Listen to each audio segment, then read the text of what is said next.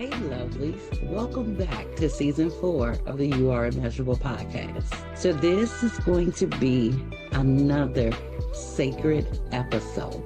And for those of you that don't know, I'm your host, Tonesha Hyde, divine business alchemist, healer, sacred mirror, and your warrior mystic in this season of reclamation and rising. Today, we're calling Medusa home. Now, don't get shaken because she's not a monster. She's not just a myth to be feared. What she is a mirror, a threshold, a warning, and also a guide.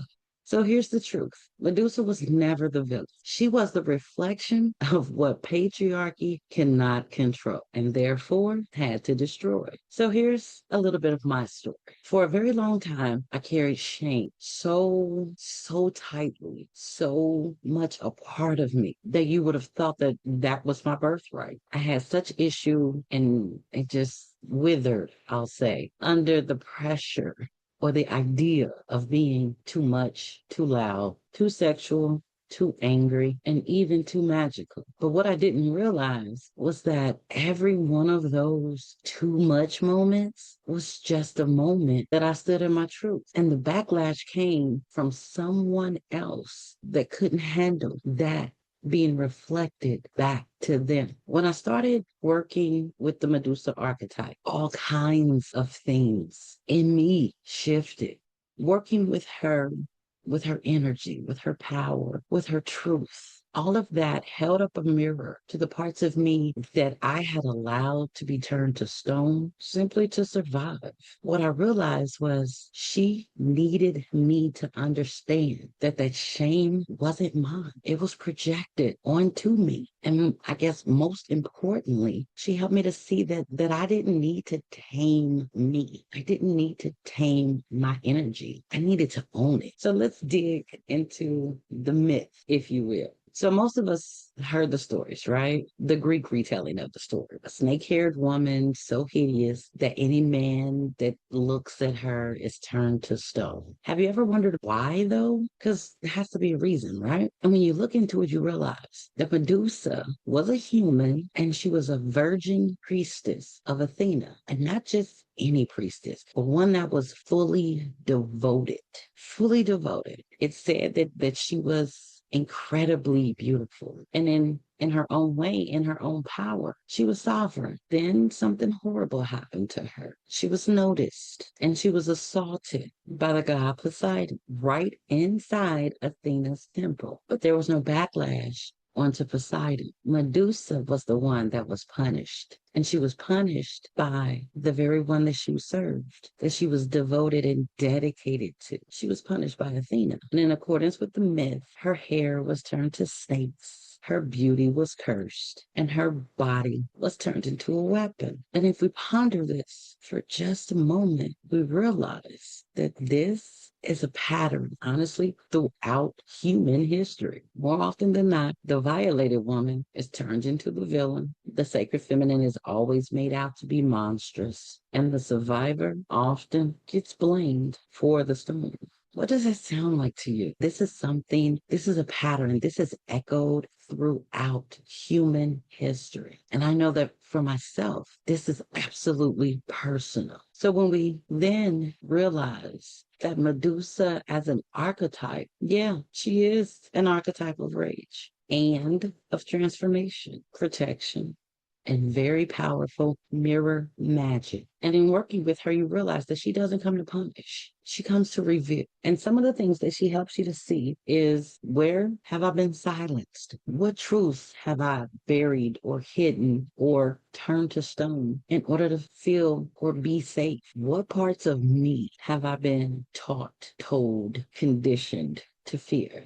And in that, we also realize that when people turned to stone in her presence, it had nothing to do with her being evil. What actually happened was her being that mirror. She reflected back to them their truth, their raw, undeniable, unmasked truth. And they couldn't handle it because that's what her energy does. It reflects you back to you. And those that became stone, that is what they were hiding from others, but they couldn't hide it from her. And so she reflected it back to them.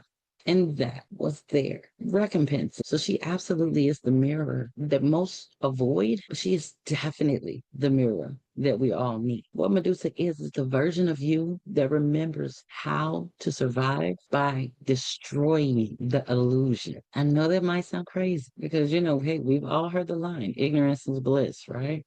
But no, in order to be fully authentic, in order to be fully whole, in order to be completely free, we have to face ourselves in the mirror. So know that if you've ever been called too angry, too wild, too loud, if you've survived, made it through, come out on the other side of deep betrayal, or even having your sacredness violated, if you've ever been punished for telling the truth or for protecting your peace, then Medusa is probably calling to you the same way she called to me. And here is, I'll say, the beauty of working with her and really getting to know her energy. She helps you to reclaim. She helps you to set unapologetic boundaries. She helps you to turn shame into sacred power. She helps you to stand in your truth even when and or if it's uncomfortable. She helps you to accept and to move in your own central sovereign self. Now understand that none of this is about being weak, because she absolutely is not here to soften you. What she's here to do is to remind you that your fire, your fury, your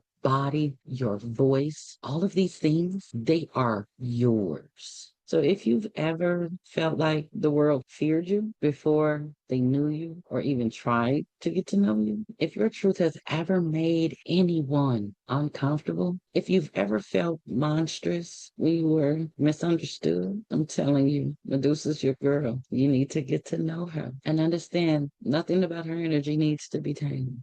And neither does yours. She deserves to be honored, as do you. So if any of this that I've shared today spoke to your soul, share it, tag me, tell other women about Medusa, about this episode, and also let them know that their truth is never too much. And if you're really ready to dive into this energy, if you want to go deeper into the myth, the mirror, and the medicine that comes with it, come join me in the Temple of the Phoenix and the Serpent. The links are in the show notes. You know where to find me.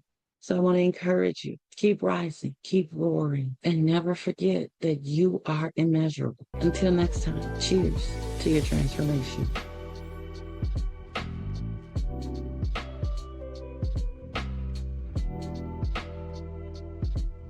Thank you for joining me for another episode of the You Are Immeasurable podcast. My prayer is that something in today's conversation sparked a remembering or a shift and maybe a softening in your soul. If you love this episode, please share it with someone who also needs this medicine, and make sure you're following the show so that you never miss a new activation. Also, come connect with me on Instagram, Facebook, or even TikTok. My handle on all social media platforms is @Agitator Hyde. Also, I want you to know that my DMs are always open if you want to go deeper, if you have questions, or you just want to share what listening to the podcast has unfolded for you. Beyond anything, I want you to remember that your power, your path, and your purpose are already within you. You are not broken. You're blossoming. You are becoming, and you are immeasurable. So until next time, be well,